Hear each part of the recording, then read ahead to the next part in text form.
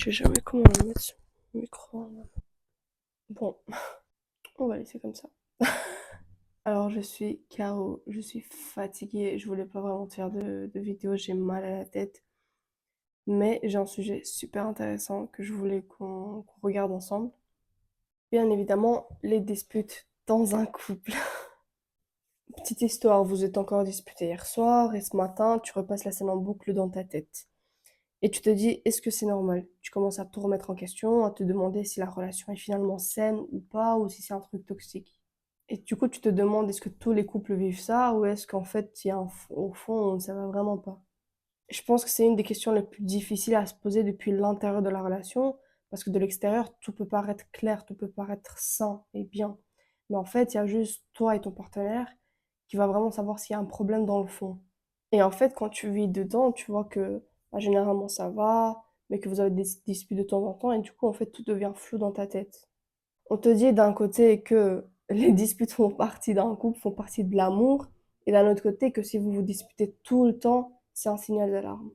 Donc c'est pour ça que je voulais qu'on voit ce sujet ensemble et de prendre le temps de comprendre tout ça. Et c'est pas avec une liste à cocher, si oui ou non ma relation est saine, mais vraiment en creusant pour comprendre pourquoi on se dispute, et surtout ce qui fait la différence entre une dispute qui te construit et une dispute qui te détruit lentement. Avant de parler de est-ce que c'est toxique ou est-ce que c'est sain, je veux vraiment qu'on comprenne d'où viennent les disputes. Deux personnes en couple, même lorsqu'elles s'aiment énormément, elles restent différentes. Vous avez grandi différemment, euh, peut-être la culture est différente, le langage est différent. Vous avez, je sais pas moi, vous parlez français, moi je suis roumaine, avec mon copain on parle français, c'est pas ma langue maternelle. Et il y a plein de petites différences comme ça, même si en soi, vous n'êtes pas vraiment différents, dans le sens que vous vous comprenez sur beaucoup de choses, vous avez des choses en commun, etc. Dans le fond, vous avez grandi différemment, vous venez de deux mondes différents. Vous avez vécu des choses différentes, donc au bout d'un moment, vos peurs sont différentes, vos traumatismes sont différents, parce que votre passé est différent. Et aussi des façons différentes d'exprimer ce que vous ressentez. Et forcément, à un moment ou à un autre, même si l'amour est énorme, etc., ces petites différences commencent à se frotter et du coup, en fait, ça commence à créer les étincelles. La plupart du temps, une dispute ne parle jamais vraiment du sujet pour lequel on se dispute. Donc, si tu vois de la vaisselle qui traîne, je sais pas moi, des chaussettes qui sont comme ça par terre, tu te disputes pas forcément pour la vaisselle ou bien pour des chaussettes. C'est en fait au fond que, je sais pas, peut-être t'as fait le ménage et du coup, la personne bah, ne voit pas l'effort que toi tu as fait, ne valorise pas ce que toi tu as fait. Et du coup, derrière, elle refait le désordre. Ou bien peut-être il a pris du temps à répondre à un message et vous commencez à vous disputer. Et du coup, ton partenaire, il se demande, mais c'est juste un message. Et en fait, toi, le problème, c'est pas le message. C'est que tu commences à réfléchir, à te dire que peut-être je compte pas assez pour toi, je suis pas assez importante, etc. Donc, la première chose que je veux que tu comprennes de tout cela, c'est que une dispute en soi, c'est pas un drame. C'est pas quelque chose pour lequel vous allez forcément vous séparer. Et c'est pas non plus forcément un mauvais signe à dire que c'est bon, ta relation est toxique. Ça peut simplement dire que voilà, vous êtes deux personnes qui viennent d'un monde différent, qui ont grandi différemment, qui essayent de se faire de la place l'un dans la vie de l'autre. Et que parfois ça crée des frictions, et c'est totalement normal, c'est totalement humain. Donc le vrai sujet, c'est jamais est-ce qu'on se dispute ou pas, est-ce que ma relation est saine si on se dispute ou pas. En fait, la vraie question, c'est comment on se dispute et qu'est-ce qu'il se passe après la dispute. C'est là qu'on va voir qu'est-ce qu'il y a en fait dans la relation. Alors, à quoi ressemble concrètement une dispute qui, malgré l'inconfort du moment, construit plutôt qu'elle ne détruit? D'abord, chacun arrive à dire ce qu'il pense sans se faire couper systématiquement, sans que l'autre parte au milieu de la conversation, qu'il prenne son téléphone ou je ne sais quoi. Il y a de la place pour les deux, même si le ton commence à monter un peu. Et puis, le sujet reste à peu près le sujet. Et parfois, il y a peut-être une vieille frustration qui remonte à ce moment-là. Mais c'est humain aussi, donc on va pas juger sur ça non plus. Mais en fait, on ne déterre pas systématiquement 10 erreurs du passé pour avoir le dessus de la dispute, pour faire du mal à l'autre. Il y a aussi cette volonté, même peut-être maladroite, en fait, de comprendre ce que l'autre ressent. Pas juste de défendre sa position à tout prix. Et tu sens que l'autre essaie, mais il n'y arrive pas toujours très bien. Et puis, après la dispute, il y a une réparation. Pas juste un silence qui va détruire encore plus. Mais un vrai moment, on reconnaît ce qui s'est passé. Moi, quand je me dispute avec mon copain, je sais que lui, il est plus du genre à rester dans le silence, et cetera. Il a un peu du mal à exprimer ce qu'il ressent avec des mots et mais je sais que, à la fin, on a le moment où on parle et on se dit: «Écoute, il s'est passé ça, moi j'ai ressenti ça et cetera. J'ai pas trop aimé quand tu as dit ça». Bref, on en parle et on reconnaît en fait que voilà, j'étais peut-être blessé, on a peut-être mal réagi et après on se réconcilie si je peux dire comme ça.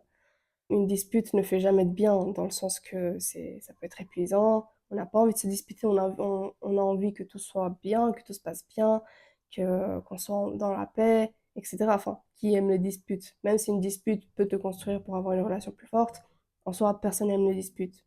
Et le signe, je pense, le plus important après une dispute, même si la dispute a été longue et fatigante, c'est qu'en fait, après, tu ressors pas de la dispute en doutant de ta propre santé mentale, à te dire que t'es folle ou je ne sais quoi. Tu peux être triste, fâché et fatigué, c'est normal. La dispute, enfin, une dispute, c'est épuisant. Mais tu vas pas commencer à te demander, est-ce que je suis en train de devenir folle? Est-ce que, y a un truc qui va pas dans ma tête? Non. Ta perception de la réalité reste stable, même si les émotions, eux, sont un peu des montagnes russes. Si tes disputes ressemblent globalement à ça, même si elles sont fréquentes, même si elles sont parfois intenses, c'est le signe que vous êtes 2 personnes qui essayent d'apprendre, ensemble à mieux se comprendre et c'est peut-être fatigant, c'est peut-être inconfortable, mais ce n'est pas forcément dangereux pour toi. Maintenant, voyons l'autre côté, parce qu'il existe une autre forme de dispute qui ne ressemble pas toujours à ce qu'on imagine, quand on pense à une relation toxique. Souvent, ça commence de la même manière qu'une dispute normale. Mais très vite, en fait, le sujet se met à glisser. Tu voulais parler d'un truc précis et sans savoir trop comment, vous commencez à vous disputer pour des choses, d'il y a 6 mois, enfin, pour des choses que tu as ratées pendant 6 mois. Et le sujet initial disparaît complètement, noyé sous une avalanche d'autres reproches. Et un autre signe plus subtil encore, c'est presque toujours toi qui finis par s'excuser. Même quand au fond de toi, tu sais que c'était pas, toi le problème. Enfin, je veux dire la dispute, ça a commencé parce que l'autre personne a fait quelque chose qui t'a blessé ou quoi, et c'était pas forcément, toi qui avait tort. Mais tu t'excuses parce que c'est plus simple, parce que ça arrête la dispute et tu es juste fatigué de te battre, en fait, pour ton propre point de vue. Et puis, il y a aussi le silence et c'est pas un silence qui te permet de respirer, de rester calme. Donc je sais qu'il y a des personnes lorsque je l'ai dit même dans l'autre vidéo, il y a des personnes lorsqu'elles se disputent, elles ont besoin de prendre du recul et cetera, de se calmer un peu, de voilà, s'apaiser toutes seules et c'est totalement OK. Mais là, on parle pas de ce silence-là. On parle pas de ce silence-là. On parle du silence qui est punitif, en fait. Parce que tu as déclenché une dispute, en fait, moi, je vais rester dans le silence et du coup, toi, tu vas rester dans la rumination, toi, tu vas rester à te battre contre toi-même parce que moi, je suis hors jeu. Et ce silence peut durer des heures, parfois des jours. Et en fait, pourquoi on dit que c'est un silence punitif? C'est parce qu'en fait, la personne ne te donne aucune explication. Si vous avez une dispute, comme je l'ai dit encore une fois dans l'autre vidéo, si vous avez une dispute et la personne, c'est une personne qui a besoin de calme, qui a besoin un peu de rester seule, etc., avec ses idées, de s'apaiser toute seule, elle va te le dire. Elle va te dire, écoute, là j'ai besoin d'un moment seul, etc. Moi, mon copain, quand il me dit j'ai besoin de rester seul, j'ai besoin d'un moment pour moi, etc., je sais que voilà, on va en reparler, donc on va régler le problème, mais pour l'instant, il a besoin de, voilà, de s'apaiser. Mais là, il est punitif justement parce que il n'y a aucune explication. En fait, on ne te dit pas. Vu qu'il n'y a pas d'explication pour le silence, etc., au bout d'un moment, c'est toi qui vas aller t'excuser. En fait, la personne, elle attend que toi, tu ailles t'excuser. Et toi, vu que tu n'aimes pas ce silence-là, parce que tu comprends pas, tu commences à te poser plein de questions, en fait, tu vas aller t'excuser. Juste pour que ça s'arrête. Et puis, il y a ce sentiment, après une dispute, ce sentiment où tu doutes complètement de toi-même, de ta mémoire, de ce que tu as vu. Et là, on parle carrément des pervers narcissiques, des manipulateurs. Tu doutes de ce que tu as vraiment vu, de ce que tu as vraiment vécu, de ce que tu as ressenti, etc. Tu te dis que peut-être j'exagère. Parce qu'en fait, la personne, elle te dit, bah non, c'était pas ça. Bah non, t'exagères. Mais non, mais t'as mal compris, etc. Et d'office, en fait, toi, tu commences à douter de toi-même après. Et tu commences à te dire, bah peut-être que je me fais des films. Alors que ton cerveau est au fond de toi, tu sais très bien ce que tu as vécu. Mais parce que la personne, elle a un impact sur toi, on va dire, elle te domine un peu mentalement et tout ça, bah, en fait, tu vas commencer à te dire toi-même, ah non, peut-être que j'exagérais, peut-être qu'en fait, je me fais des films, peut-être que c'était pas vraiment ça. Tu vas tout le temps chercher des excuses pour, au final, minimiser tout ce que toi tu ressens et tout ce que toi tu es en train de vivre. Et bien évidemment, tu le fais pas forcément exprès, hein. Tu le fais pas forcément exprès quand tu es dans une relation toxique où ton partenaire il est tout le temps là à te manipuler, tout le temps là à avoir un dessus sur toi. Tu le fais pas exprès et au bout d'un moment, voilà, tu tombes dans ces choses-là. Et le signe, entre guillemets, le plus révélateur, on peut carrément dire que c'est les disputes sans fin qui s'enchaînent à chaque fois et qu'en fait, il n'y a pas d'évolution. Parce que tu peux très bien être dans une relation où, oui, vous avez des disputes, comme tous les couples, donc que ce soit une relation saine ou toxique, il y a des disputes, mais dans une relation saine, ces disputes vont mener à quelque chose, vont mener à ce que vous évoluez ensemble, tu vois. Mais quand c'est une relation toxique, en fait, ça va être juste une répétition de disputes sans aucune évolution. En fait, vous allez juste vous disputer à mort et vous allez jamais évoluer, vous allez jamais mettre les choses au clair, vous allez jamais apprendre en fait à vous faire de la place l'un à l'autre et du coup à grandir ensemble. Parce qu'une dispute, si elle ne te détruit pas, elle te construit, comme j'ai dit tout à l'heure. Vous vous disputez tout le temps pour les mêmes raisons, exactement les mêmes, semaine après semaine, même mois après mois. Et je te souhaite pas, mais parfois même des années après années. Et rien ne change vraiment, malgré toutes les promesses, malgré que ça va, je vais faire des efforts, ça va, t'inquiète pas, ça va aller. Rien ne change. Et c'est là qu'on est dans une relation totalement toxique. Et enfin, il y a ce moment, juste après la dispute, au lieu d'une vraie réparation, comme on l'a vu dans le premier cas, l'autre devient soudainement adorable. Et ça, c'est vraiment un cycle. Vous avez une dispute, vous vous disputez, etc. Puis d'un coup, c'est la lune de miel. D'un coup, il redevient gentil, il redevient adorable et super amoureux de toi. Et puis en fait, juste ça se répète. Encore, tu revis l'enfer, vous vous disputez, puis encore lune de miel, après encore, etc. C'est vraiment un cycle. Bon, j'en ai déjà parlé sur mon Instagram, mais c'est vraiment un cycle. Et c'est là qu'on voit à quel point la relation elle est toxique. Cette personne, en essayant de redevenir adorable, en essayant de redevenir gentille avec toi, en fait, elle veut effacer ce qu'elle a fait. Elle veut effacer la dispute, elle veut effacer toutes les pensées que tu as d'elle. Par exemple, une personne qui t'a frappé, bah, toi, dans ta tête, tu vas te dire, ah ben, c'est une personne qui frappe. Donc, si elle m'a frappé, cette personne va encore me frapper. Mais si après qu'il t'ait frappé, il commence à être gentil avec toi, il t'achète plein de cadeaux, nanani, en fait, c'est comme s'il a envie d'effacer cette image que tu as de lui à se dire qu'il est quelqu'un d'agressif et c'est une personne qui frappe. Sauf qu'il va jamais en parler et il va pas s'excuser ou quoi. En fait, il essaie juste d'effacer comme ça, mine de rien. Et toi, du coup, en fait, tu es juste soulagé parce que tu te dis c'est bon, la tempête est passée. Mais en fait, vous avez jamais réglé le problème. C'est juste qu'avec ces actions, à être adorable, à être dans la lune de miel et vous retombez amoureux, en fait, vous noyez vos disputes. Sauf qu'après, quand la période lune de miel, elle part, bah, vous redisputez en fait pour les mêmes sujets. Et c'est là que ça devient un cycle parce que la personne, elle va recommencer à devenir adorable, à encore noyer toutes vos disputes, etc., sans jamais vraiment en parler. Ça, c'est un point très important que j'ai eu lorsque j'ai rencontré mon copain. Moi, j'ai dit, on doit parler des disputes. Oui, c'est inconfortable. C'est inconfortable, mais c'est là que tu vois aussi la maturité d'une personne. Si la personne, quand vous disputez, elle n'aime pas que tu ramènes les choses, enfin, sur table, que vous parlez des choses clairement, mettre face à face avec, bah, peut-être que elle a mal agi, etc. On n'est pas, dans une relation saine, quand on se dispute, on n'est pas là pour attaquer l'autre, à se dire que l'autre personne, c'est la pire au monde ou quoi. Non. Si je te mets face à, à tes défauts, entre guillemets, c'est parce que je veux que tu vois les choses sur lesquelles tu as travaillé pour qu'on puisse avancer ensemble. Et c'est pareil pour moi. Une personne mature doit être capable de pouvoir se regarder dans le miroir et se dire, voilà, j'ai ce problème, je suis pas parfaite, j'ai ce problème à travailler, j'ai ça à travailler, je dois être un peu plus patient, je dois être moins impulsive, etc. Et l'autre personne doit faire pareil. Et quand vous êtes dans une relation saine, ton but à toi, pour ton partenaire, c'est qu'il devienne une meilleure personne. Et son but à lui, pour toi, c'est pareil. Quand vous vous disputez, vous n'êtes pas là pour vous mutiler, pour vous tuer, pour vous entretuer, en fait. Vous êtes là pour construire quelque chose ensemble, pour apprendre les choses. Un exemple super bête. Le matin, j'aime pas boire du café. Si la personne va me faire tous les jours du café, et moi, à force de lui répéter, je lui dis, mais j'aime pas le café, j'aime pas boire le café le matin. Si la personne, au bout d'un moment, je lui dis, écoute, on se pose, on en parle, et je dis, écoute, c'est vraiment un exemple bête, hein. On se pose, on se dit, écoute, moi, j'aime pas, tous les matins, tu me fais un café, je t'ai déjà dit que j'aime pas, etc. Je veux vraiment que tu arrêtes de faire ça et tout ça, que tu sois un peu plus attentif à ce que je te dis, à mes besoins et tout ça. La personne, bon, si elle est pas mature, elle va se sentir attaquée, elle va dire, non, mais pourquoi, non, non. Bref. Si la personne elle est assez mature à se remettre en question, elle va dire oui, tu as raison, j'ai pas fait attention, je ferai attention. Elle te fera plus de café le matin. Parce que tu n'aimes pas le café, elle a compris. C'est un exemple super bête. Là, je m'éloigne un peu du. La vraie question, c'est ça. Est-ce que la dispute construit la relation ou est-ce que la dispute détruit la relation?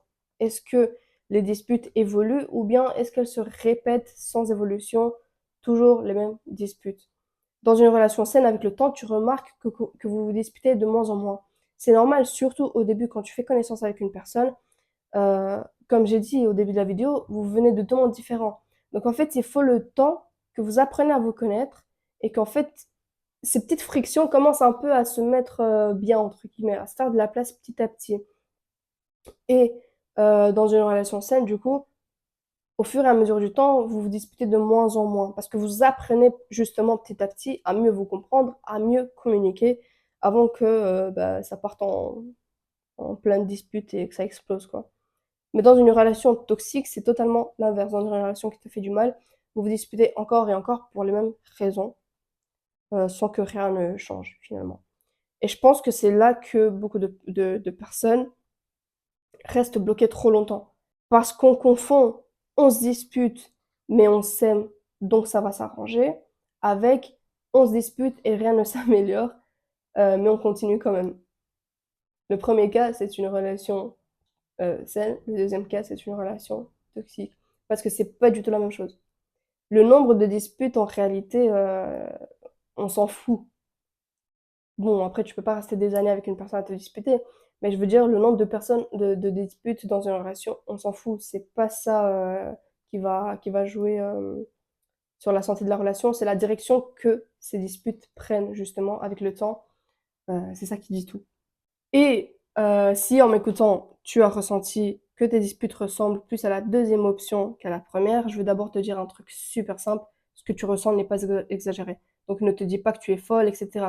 C'est normal qu'à force de vivre dans une relation toxique où vous vous disputez tout le temps pour les mêmes raisons, sans qu'il y ait une évolution, sans que vous vous construisez, en fait, vous êtes en train de vous détruire. T'es pas en train de devenir folle. Faut juste fuir. Faut juste fuir.